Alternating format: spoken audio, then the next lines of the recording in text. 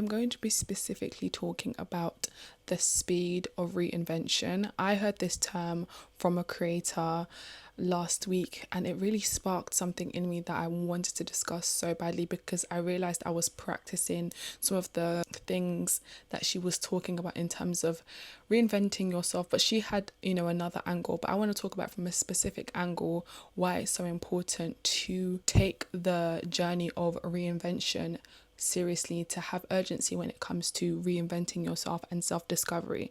Now, I don't want you to feel like you have to be overwhelmed and you have to be stressed and there's a rush. I do take it seriously, and I do feel like there's a need for it to have urgency, because time is ticking. But not only just that time is ticking, there's a version of you that's blooming, and even though the process of a flower blooming shouldn't be rushed, you need to obviously make sure that it's on track. Sometimes you can fall behind, and it's the falling behind then makes you feel overwhelmed, because it's like, I need to hurry and catch up to where I need to be. Like, do you know what I mean? But anyways, the speed of reinvention to me basically means how fast you are going through this process of self-discovery and changing and morphing into different versions of yourself and tapping into all these versions of yourself that you are meant to discover via trying new things and via following your dreams and just staying disciplined. I like to believe that one thing leads to the next thing, leads to the next thing, and leads to the thing, right? So I know I need to, for example, study really hard so that I can get good grades, so that I can go to this particular university. I get into this particular university because that particular university may have resources and programs or connections with graduate programs that will get me into a specific job.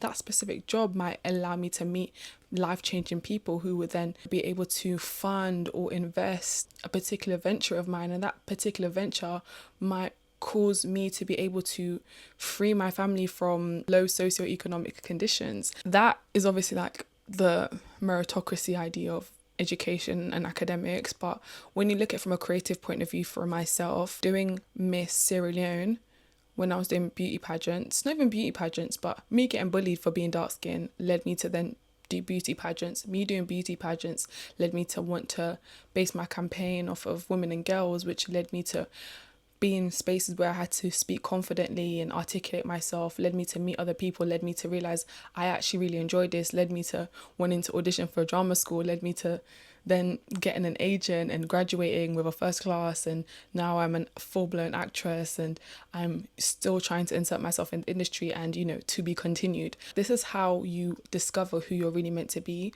through the speed of reinvention, right? There is a whole beautiful life waiting for you when you make the conscious decision to embark on a journey of self-discovery. And it means so much to me because I take this so seriously when it comes to self-discovery and understanding myself, because I've seen how rewarding and fruitful it can be. I have currently been taking the great locking incredibly seriously. I'll be doing a separate video on all of my goals and how I'm planning myself. I'm literally killing it, guys. Yo, you have no idea. Like, I'm so proud of myself, and like loads of tips and tricks that I'm using to really like dominate this aspect of the year and dominate this season, because I want, when the new year comes, I'm not still having the same conversations around what I want to achieve or who I want to be. Like, I want to be in motion. I'm not trying to say I'm going to arrive in the new year as my New Year's resolution self. Obviously that'll be a goal and that is definitely possible, but I want, when the new year comes, I'm fully embodied in that version of myself and I'm in the motion, I'm in the thick of it, rather than it being I'm starting my New Year's resolution on January 1st. Does that make sense? When I look at women who I really admire, like Emma Grede and Viola Davis, these women locked in. When I read Viola Davis's book, it's right there. I love looking at her. She put in the work in, and I'm trying to embody those aspects of these women because I relate to it. This is how I see the world. There's a reason why I gravitate towards them and the things they say. And obviously millions of people do. They're incredible. It's because I see that aspect that's in them, in myself, and I'm trying to embody that. But back to the speed of reinvention. Here are some of the things that I feel like slows down someone's process when it comes to reinventing themselves. The obvious one is self-doubt. Like, if you're in a place of doubt and you're questioning yourself and you're thinking, oh my goodness, can I do this? Can I not do this? Yes, I can. And then that doubt starts to creep in, whether it's internal or external, that can 100% slow down your process of reinvention, because you're not actually fully allowing the process that you're going through to fully take speed, and rather you're slowing it down with questions and putting obstacles in the way. I have another really cool hack that I did for that, which when it comes to self-doubt, I'm going to say how I counter it at the end. Yeah, I'll do that at the end. The second thing that slows down your process of reinvention is focusing on what your parents say, what your parents think. Now, you are not your parents. They've lived their lives. This is advice that my mentor told me. She was like, they've lived their lives. They're like in their 50s, right? They've lived 50 years of their life. They've made choices based off of what they were given, and it's time for you to make yours. And I feel like so many people, I've seen so many friends who have done things that only because their parents told them to do it, and the depression that followed after that, and the domino effect of thing going wrong and another thing going wrong because they listened to what their parents said. Now, when I make a decision, just know that Christy made that decision. So when things go wrong, it's well within my bandwidth to be able to understand and tackle that complication or that obstacle, because I made that choice. I have full integrity and full power in knowing that this is something I chose. So I'm not really like stressed out or feeling some type of way. That you expect challenges to happen. Choose the challenges. It's either you're choosing the challenges or you're going off of what someone else told you to do, and then now you're even more resentful and you're pissed off, because when challenges come and it's a choice you've made, right? It kind of feels empowering. It's a chance for you to show yourself you're capable. It's a chance for you to prove yourself to yourself in that time, you know, like it's a choice you made, you believe in it. But when challenges come and it's like your parents that told you to do something, you feel this extra anger and bitterness and resentment, because it's like, I don't even want to be here. I don't even want to have to deal with this. Such a random example. But when your parents bring a cousin, like a really younger cousin that I'm not really like a fan of kids, okay? I think kids are cute. I just need them in doses, yeah? So when your parent brings like a kid that you really just, it's like, I don't even want to be looking after someone's kid right now. Like, who is this? Like, you know? And now they're like making a mess, they're hungry, and it's like, wait, what? Like, I don't, that feeling, you know what I'm talking about? That feeling is like, I don't even want to be, why am I in charge of this right now?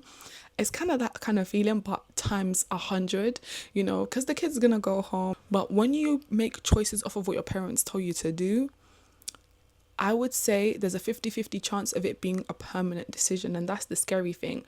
I will never give anyone that amount of power over my life. Like, and the older I get, the more confident I feel in saying that. Before, I used to be so scared to, I would admit it, I'm not gonna lie, but I would be so scared to articulate it out loud. But I would believe it in my heart, and I would write about it in my journal and have that conversation with myself.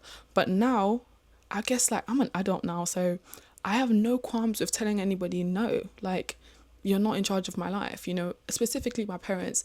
And with that, we build a closer relationship. They respect me more because I respect myself. And you teach people how much you value yourself and how much you value your life by the choices you make. And sometimes that includes saying no to them. So yeah, I can go on and on about that topic, because I'm the final boss when it comes to setting boundaries with your parents. So if you want a video on that, yeah, I'll run that up. Another thing that slows down your process of reinvention is relationships that drain you, relationships that are misaligned. So this could be anything from best friends, romantic relationships, which is like the main one I know that everyone's mind went to, but friendships, and let's just stick to friendships and romantic relationships.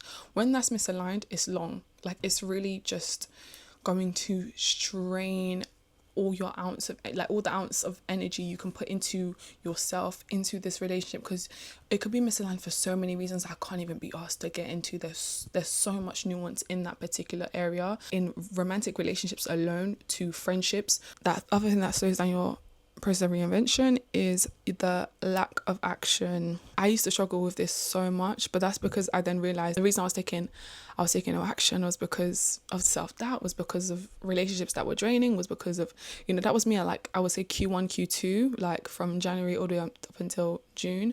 I just had to sit with myself, why am I not taking action on the things I want to do? I'm going to now get into the tips of how you can combat these particular things when it comes to slowing down your process of reinvention. I'm going to go through one of the hacks of something that I did, right? I'm so gassed to be sharing this with you. So I felt so rubbish at like the first half of the year. I felt like I lost my magical touch. If I had an idea, boom, it's created. I want to make a website on a new venture, is done. Like I felt like at the first half of the year, I just didn't have that will to do anything. I felt so lost. And obviously, naturally, that was just me going through the process of being a graduate for the first time and stepping into the real world. And I was like, regardless of school, I've always been an action oriented type of person, even before university. And I didn't really need school to tell me what to do. I knew what to do. So when I came out of uni, I kind of was like, am I struggling to do things on my own now, because it feels like I've been in the school system for so long and now I need someone to tell me what to do? And I was like, no, that's not it. So I was really struggling what was going on, and I felt really, really low. I haven't achieved anything this year.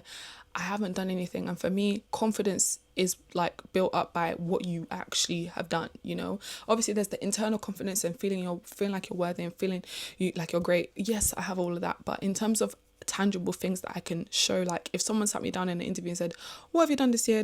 I was like, I don't have anything to say. And I felt really, really bad. And then I was at home and I was like, I'm going to put up all of my trophies. I'm going to put up all of my beauty pageant crowns, all of my high achiever awards from school and academic journey, filmmaking certificates. I'm going to put all of these up. I even put up some of my photo shoot pictures that were like done, like my professional photo shoots when I was modeling. I put those pictures up around, and then also my first class degree that I just got, like I put that up as well. And something switched in my mind when I could finally see the things that I had done over the years.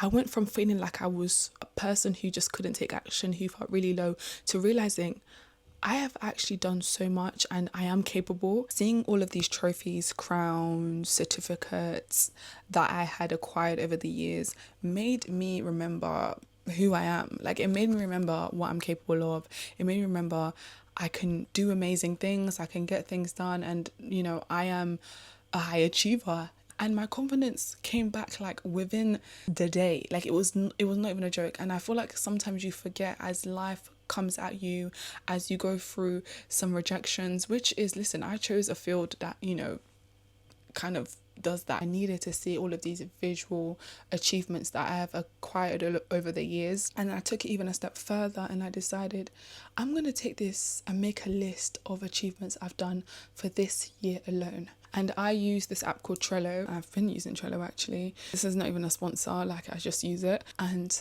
I then created a new section with the way I organize my Trello, and I decided to put achievements for this year. Things just started coming to me, like I was like, oh yeah, I've done this year, you know, and oh yeah, I actually have done this as well. Before I knew it, I could screenshot the whole page and it was like a whole list of things I had achieved that year, like this year alone. I say that year is 2025. I can't believe I was doubting myself when I've already achieved this much. And when I went back to making my goals for Q4, I was even more motivated. The zeal I have, mom says that all the time, but the zeal I have right now to tap into this version of myself that I dream of, to really tick off all of these things that I want to achieve, is crazy, because I've now made it a game. I really want to swipe things to the column that says, you know, goals complete, and I'm really motivated now to get it done. So that was like an incredible hack that shifted my mind frame so much. Also, just being able to see all of the things you've achieved is so rewarding, is so motivating, and gives you so much confidence. And it's a good reminder, like, I've done this, or I've done these things, and I can do more. So yeah, it makes you more hungry, it makes you more confident. And so I now have a visual list of all the things I've achieved just this year alone. That's my gift to you. The next way you can counter these things that are slowing down your speed of reinvention is what I'm calling ruthless self-advocacy. Being self-indulgent, being ruthless about your process, being ruthless about yourself, and being ruthless about your boundaries. Everyone throws around the term boundaries now, but I really mean being so ruthless about what you know you deserve and how you're going to acquire that. Not joking at all. And that only comes from within you. I feel like when people have boundaries, it's all projected, it's all external. You need to act this way, this is my boundary. I don't try to control what other people are doing. I control what I'm doing and what I allow within my space and my vicinity. That is it. And I feel like that's exactly what you need to focus on, rather than it being about you trying to control other people and threaten other people with your boundaries. I don't care. Like, Don't be in the business of changing anyone else but yourself. And that is why being ruthless in your self-advocacy, which I'm learning, it's not an easy process. Even this week alone, I had to advocate for myself in a pitch. It wasn't even meant to be a pitch. It was meant to be just a Zoom call discussing an awards night that ended up turning into like a pitch. And I was just like, Christy, why aren't you advocating for yourself right now? But I learned from that. I eventually stepped away from the Zoom call and I said, I will get back to you and I will think about what we've discussed and get back to you. And I sat down with myself and I was able to formulate a email basically laying out what I'm capable and not capable of doing, what I am willing and not willing to do based off of my boundaries and my capacity, and also what's financially feasible for me to do. And yeah, that ended up not working out, but I was so glad that I advocated for myself. But I want to be able to advocate for myself like that in person, having a one-to-one chat on Zoom, rather than it being like I need to step away. But again, do what you need to do. But that's just one example. You can implement this essentially in your relationships as well. Having ruthless self-advocacy. If you don't advocate for yourself, who else is? And you know your needs. You should have done all of the self-work and the journaling to know what you can and cannot do, what your needs are. What will counter the things that are slowing down your speed of reinvention is putting yourself out there. Like I said, there is a beautiful world waiting out there for you. Put yourself out there. And again, I have done this to the T this season. I would say from the second half of the year I've really done this, but I would say I've been booked to quite a few events now, and I'm out there meeting people in the creative field, not just acting, not just film, in culture, in business, and also in fashion, and making new connections, new friends. And it's just the things I'm doing right now, I'm like tapping into the life I see myself living. So putting yourself out there is so worth it. There is a beautiful life out there. I understand you need to, like, as a woman especially, the ways in which you need to protect yourself. And that just goes back to having boundaries and having, a strong sense of self. Put yourself out there, okay? Put yourself out there. Another way to combat the things that are slowing down your speed of reinvention is books and podcasts. Those times when I was really low and I was really struggling and I was not motivated, I'll put on a podcast. I would listen to an audiobook basically around self-help, around personal development, around finance. For me, I feel like finance books and podcasts do to me what self-help books are meant to do. When I'm listening to a finance podcast or a podcast on business, I am more motivated than when I listen to like a wellness or self-development podcast or book, because I feel like there's nothing that is more striking than listening to a book about finance or podcast about finance, because guess what? Finances affect your day-to-day life. And that's how I kind of get myself out of these low places when I'm listening to a finance podcast, because I know this is something I know I'm capable of, and also this is like the actual thing that's going to help me. The speed of reinvention is so pivotal when it comes to your personal growth, when it comes to your journey in self-discovery. Allow yourself to be reinvented by this journey you're going through as many times as you need. It doesn't mean you need to start from scratch. It doesn't mean you need to announce that you've reinvented. Just allow the process to happen and allow other people to see the change that's happening in you. Reinventing yourself doesn't mean you need to start from square one. You can reinvent yourself so many times. I've literally reinvented myself 5 times in 2025 alone, and I love it. Look in the description for the treats I've created that will help you on your journey to reinvent yourself, to get yourself more organized. I created them myself, and you'll hear me on the next pod. Mwah.